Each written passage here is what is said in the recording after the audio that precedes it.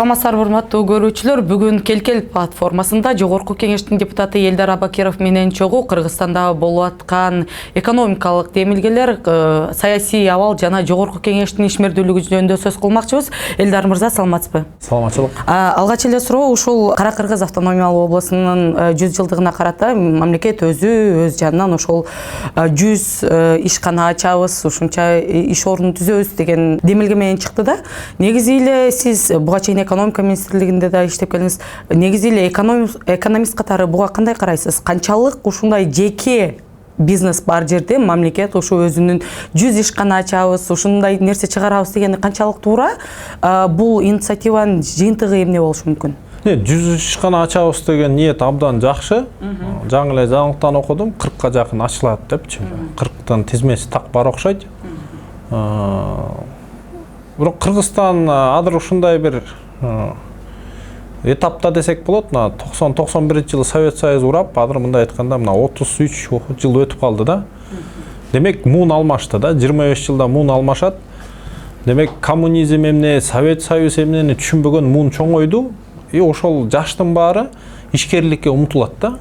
Анан ошол бир канча пайызы күчтүү ишкер болуп, чоң ишкана ачса, абдан сонун да. Эми бул Европаны көрөбүзбү, башка чоң өлкөлөрдү көрөбүзбү? Ал жерде ишкана бул мындай айтканда өлкөнүн келечеги, тамыры, мөмөлү дарагы деп айтсак болот. Демек, ишкана бар жерде иштин баары жүрөт. Бирок кандай жерге мөмөлү дарак өсөт дегенде, ошол ишкана ачылат дегенде, албетте бул жеке мүлктүн коопсуздугу, кол тийбестиги иштеш керек.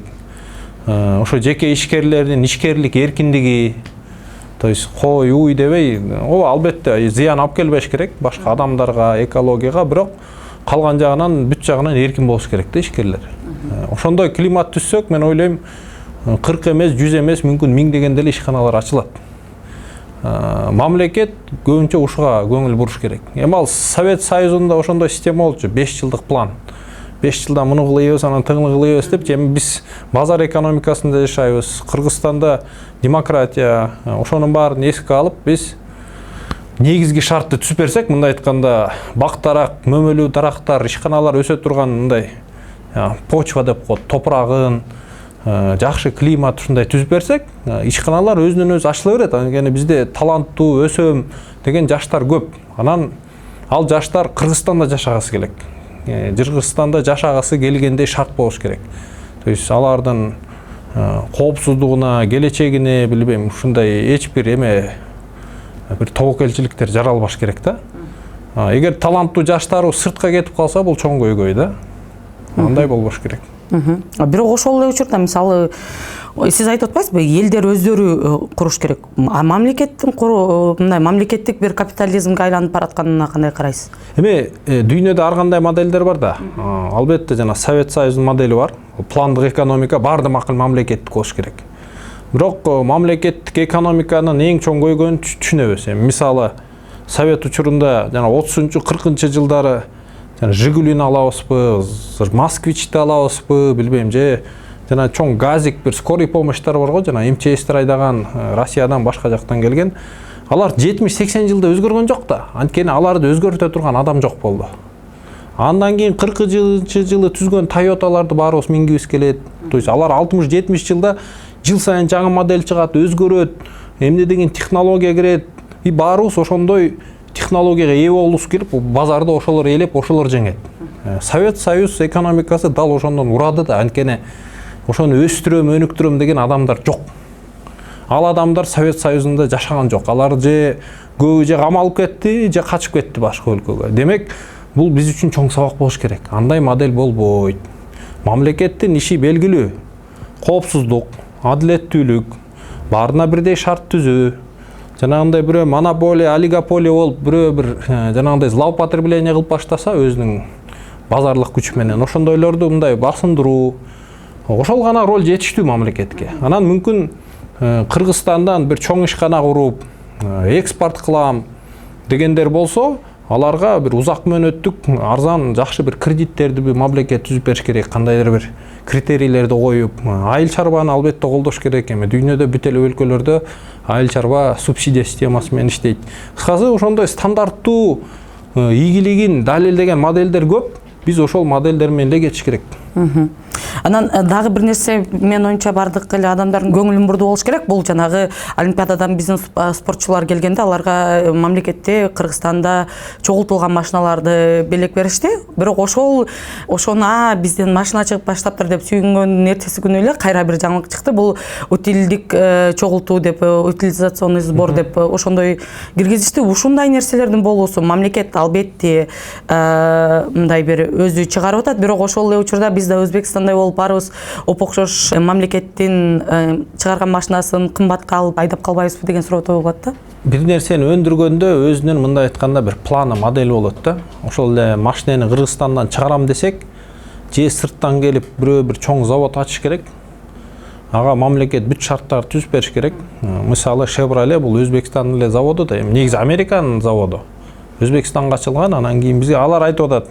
Биз силерден сборка алганга даярбыз, билбейм, эшигин, фарасын, дөңгөлөгүн өзүнчө алып келип силерден чогултобуз. Бирок даяр машина алып келгенде силер НДС төлөтсөңөр, запчасть менен алып келгенде НДСти төлөтпөсөңөр, мисалы. Анда биз силерге ушул сборочный ишкана ачабыз. Ошондо силерде ошол жерде адамдар иштейт. Экинчиден, бир аз болсо дагы жергиликтүү элде технология пайда боло баштайт. Демек, анан бир канча жылдан кийин мүмкүн фараны Кыргызстандан бирөө чыгара баштайт. Же дөңгөлөк жасай баштайт. Бул уже мындай углубление деп коет производство, то есть ушул көбүрөөк нерсени Кыргызстанда жасап, бара-бара ошол машиненин 50%-нан көбү Кыргызстанда жасалса, анда бул уже made in Кыргызстан, Кыргызстанда жасалды деген атка ээ болгонго мүмкүнчүлүгү бар. Бирок ага бир канча этап, канча жыл өтүш керек. Эгер биз келечекте Кыргызстан завод чыгарган чоң өлкө катары болгубуз келсе, анда бул модель менен кете берсе болот. Бирок сиз айткан нерселер бар. Мүмкүн мамлекеттик ишканалар, мүмкүн элдин бир канча пайызы ошол машинеге көбү минет. Мамлекет же кыйнайт, же кыйнабайт. Эми Өзбекстанда көрүп атабыз. 100 болбосо да 90% баары ошол жергиликтүү чыгарган машинелерге отурду. Ага эл чыдады бир 10-20 жыл. Бирок ал модель бизге керекпи, керек эмеспи деген да суроо бар. Анткени биздин модель сервис модели, туризм модели, билбейм, IT, ПВТ модели, мүмкүн ошол модельдерди дагы жеңилирээк, тезирээк, мүмкүн ал жерде дагы көбүрөөк акча бар. Тордой кара суу деген бар, ал деле өзүнчө чоң феномен. Аны деле андан ары өнүктүрүп кетсе болот. Эми сиз жогорку кеңешке жаңы эле депутат болуп келгенде дагы ушул платформада сүйлөшкөн болчуңуз. Эгер жогорку кеңештин ишмердүүлүгүнө токтоло турган болсок, негизи бул жогорку кеңеште акыркы күндөр аябай чоң жайкы эс алууга кетерде чоң аябай маанилүү мыйзамдар кабыл алынды. Негизи ошол мыйзамдар мисалы көпчүлүгү элдерге мындай элдер түшүнбөй да калышты, керек болсо журналисттердин да баары түшүнгөн жок. Алар канчасы дегенде бир күндө 60тан ашык мыйзам кабыл алынып атканда, ошол мыйзамдардын ичинен сиздин оюңузча кайсынысы көбүрөөк мындай маанилүү болчу, ошого мындай тиешелүү көңүл бурулбай калды десе болот? Эми мен жеке көз карашымда эрде бир 5-10 эле мыйзам бар, мындай чындыгы мындай чоң бир өзгөрүүнү алып келе алган. Калган мыйзамдар эми ал мында стандарттуу эле мыйзамдар деп койсок болот да. Мүмкүн ошол жанагы АТР мыйзамы, жанагынча айыл өкмөттөр биригип, бирок ал жерде иш түрүндө да көп маселе бар да. Эми ошол реформа кандай жыйынтык берет? Азыр кайсы жерге барбасаңар, аймактарга АТР болду, бир айыл өкмөт болуп калдык, жана башка да. Эми ал жерде бир чоң плюстар бар, ал шаарлардын кеңейгени. Бишкек 3 эсе чоңойду, Ош чоңойду, жана башка шаарлар чоңойду. Эми ал илгертен уже 30 жылда келип калган маселе болчу. Анткени элдин саны 2 эсе өстү. Анан айылдагы жерлерди эл ээлеп, мындай айтканда айдоо жерлер жок болуп кетпеш үчүн шаарлар чоңойтуш керек. Бул нормалдуу, бул жакшы чечим болду ал жагынан. Бирок жана кээ бир айыл өкмөттөр өтө чоң болуп кетти, өтө узун болуп кетти. Башкаруу процесс кандай болот? Элдерге кыйынчылык жаралбайбы? Бир айылдан бир айылга барып, билбейм, 10, 20, 50 километр барып бир справка алыш үчүн вакыт, бензин кетирген маселе жаралбайбы? Же түндүк маселе деген цифровизация аркылуу ал маселе чечилеби деген суроолор бар. Эми аны вакыт көрсөтөт кандай чечилет. Эми ар бир реформа албетте идеалдуу болбойт, мүмкүн плюс-минустар болот. Анан башка мыйзамдардан шайлоо мыйзамы өзгөрдү, кайра эле бул АТРге байланыштуу. Азыр жергиликтүү кеңештерде шайлоо болот. Элдар мырза, азыр эми жайкы каникулда негизи эле жогорку кеңештин депутаттары эс алуу менен чогуу эле элдер менен да жолугушууларды өткөрөт. Анан ошол эле учурда кечээ жакында эле өкмөттүн отчету чыкты. Бул ошол ИДПнын жогорулашы, киши башына ички дуң продукциясы ушунча $2000 жетти деген да маалыматтар бар. Негизи эл аралап жүргөндө ушул элдердин байып аткандыгы, азыркы саясий абалга карата көз карашы кандай экен, негизи байкалабы, мындай элдер мындай ток бейил болуп калгандыгы байкалабы? Эми экономика өсүп атат. Аны баарыбыз эле көрүп атабыз. Ага бир канча ички жана сырткы факторлор бар. Эң чоң сырткы фактор албетте бул Россия-Украина согушу. Россия экономикасына көп тараптан санкциялар болгондуктан, мисалы көп товар Кытайдан түз барбай калды. Биз аркылуу барып атат. Мисалы мен карадым, 19-жылы Кытайдын статистикасы боюнча бизге $6-7 миллиард товар кирсе, 23-жылы $20-21 миллиард товар келди. Демек 3 эсе өсүптүр. Ал акчадан бюджетке түшүп атат, элге түшүп атат да кыскасы. Ал акча экономикада бар. Анан бюджет көбөйдү, жана ККМ кассалык аппараттарды орноткондуктан бюджетте көбөйүп атат. Бул жакшы факторлор. Ал бар. Бирок ар кандай себептер менен, эми билбейм, Камчы Көлбаевка тиешеси бар, же дагы бирөөгө тиешеси бар, же мыйзамсыз менчиктелип калган деген көптөгөн иштер козголуп, мамлекетке кайтарылып атат. Эми албетте бир так мыйзамсыз кайтарылса бул туура. Бирок кээ бир учурда мамлекет тарап так түшүндүрбөй атат да, эмне себептен кайтарылды, же эмне себептен кайсы бир мүмкүн жана курулуш компаниялар, мүмкүн башка компанияларга чоң айыппулдар салынды. Алар өзүнүн ыктыяры менен же ыктыярсыз бир чоңдогон акчаларды бюджетке төлөдү. Эгер мыйзамсыз болсо, сот болуп, так далилдер белгиленип, мындай айтканда баарына оюн эрежелери так болуп айтылса, бул абдан сонун. Бирок көп учурда так билинбегендиктен азыр жалпы ишкерлерде бир кандайдыр бир кооптонуу болуп калды да. Мен дагы мүмкүн мага да келип калбайбы, менин да жеримди алып албайлыбы, же мага деле айыппул салып койбойбу деп корккондуктан көп ишкерлер мүмкүн жана 100 ишкана дедик, мүмкүн алар дагы жүздөгөн ишканаларды ачмак, бирок ачпай атат, коркуп калышты. Демек мамлекет бул тараптан так түшүндүрүш керек. Биздин эрежелер момундай, могу критерийлер болсо, биз кол салабыз силердин ишканага. Болбосо башка учурда кол тийбестик бар, эч ким силерге тийишпейт.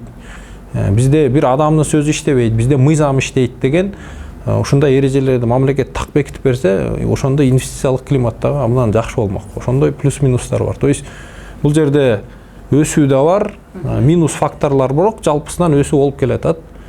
Бирок инфляция да бар. Эми аны да эске алыш керек. Ошондо элдердин азыркы абалы мындай бир маанайы кандай бул? Мен деле кыдырдым. Эми эл, жергиликтүү эл көбүнчө эмне маселени көтөрүп атат? Баягы эле таза суу, жол, мектептерде орун жетишпейт. Мисалы мектептерде кечээ эле статистиканы окудум, Финляндияда 500 000 окуучу бар экен, 3000 мектеп бар экен. То есть бир класста 20 баладан ашырбайт экен норма. Бизде 1,5 миллион окуучу бар, 2,5 миң эле мектеп бар. Бул чоң көйгөй. Бала бакча маселеси, кыскасы инфраструктура маселелерин көтөрүп атат. Көбүнчө элдер кыдырганда. Демек, ошол жакка да көптөгөн акчалар керек.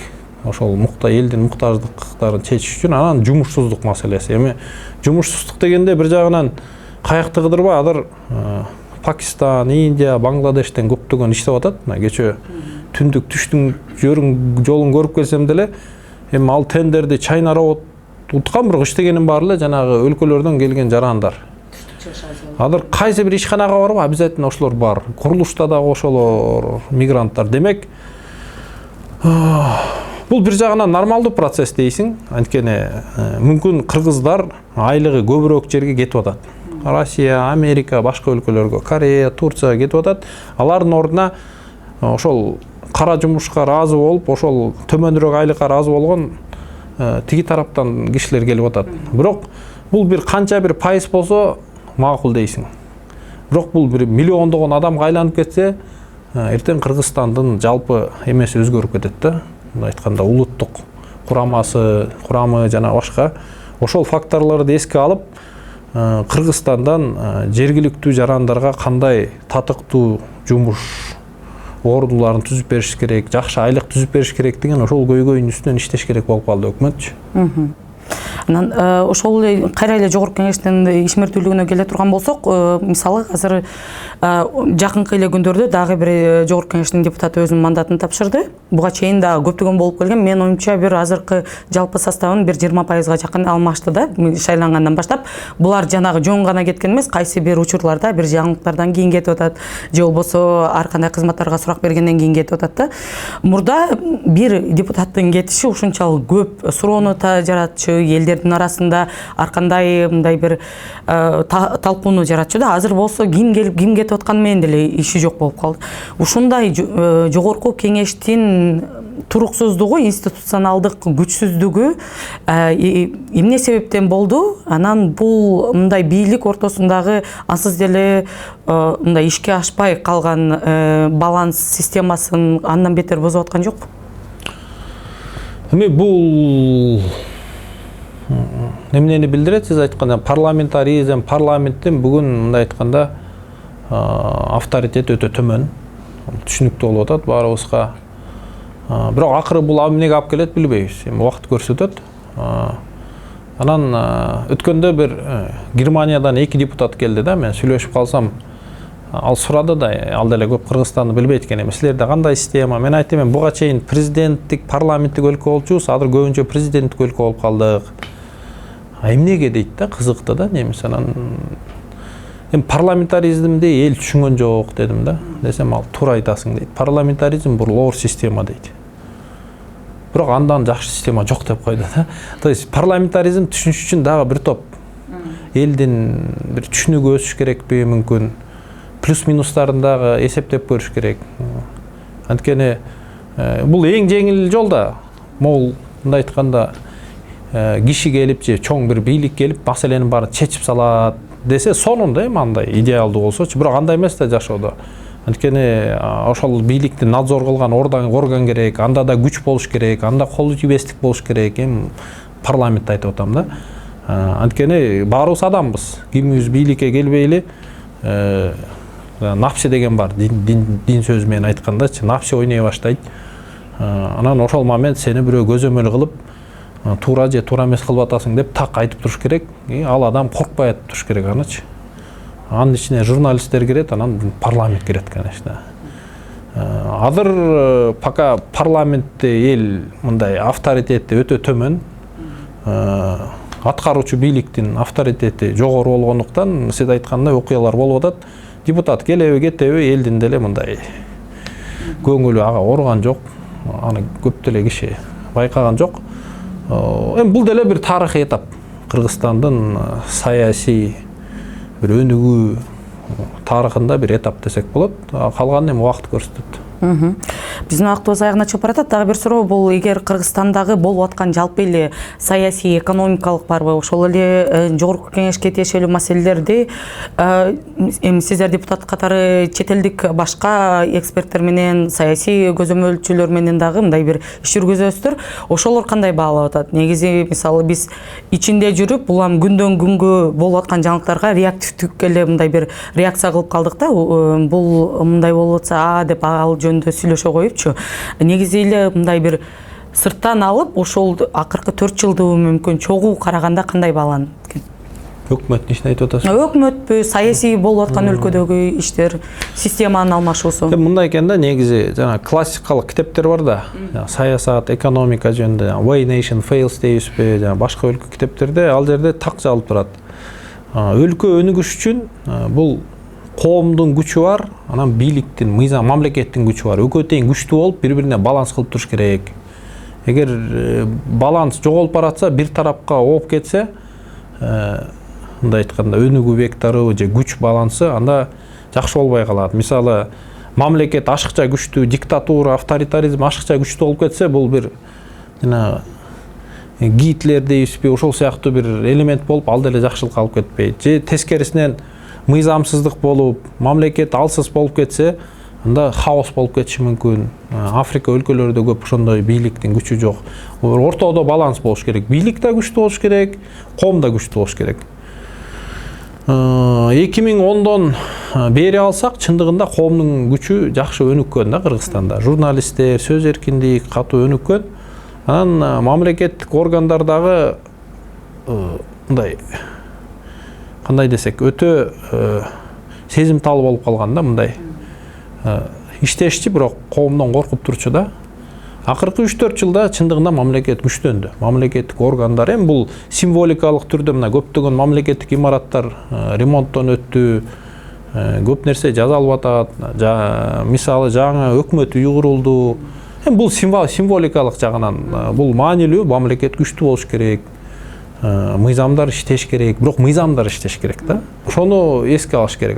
Коом болсо мындай бир ойлонуп калган учур болуп калды да. Мүмкүн эртең коомдагы жок, биз дагы мамлекетти көзөмөлдөйдү десе, бул жакшы, абдан жакшы болот. Анткени мамлекет да күчтүү болот, коом да күчтүү болот. Бул жакшы бир вариант болмок. Эми калганын убакыт көрсөтөт. Чоң рахмат, урматтуу көрүүчүлөр. Биз бүгүн Келкел платформасында Жогорку Кеңештин депутаты Элдар Абакиров менен чогуу Кыргызстандагы болуп аткан экономикалык саясий жаңылыктарга көз чаптырдык. Бул канчалык туура же туура эмес жолдо кетип бараткандыгы жөнүндө сөз кылдык. Элдар мырза, келип бергениңизге чоң рахмат. Алып барган мен Перизат Сайытбурхан. Кийинки берүүлөрдөн көрүшкөнчө сак саламатта болуңуздар.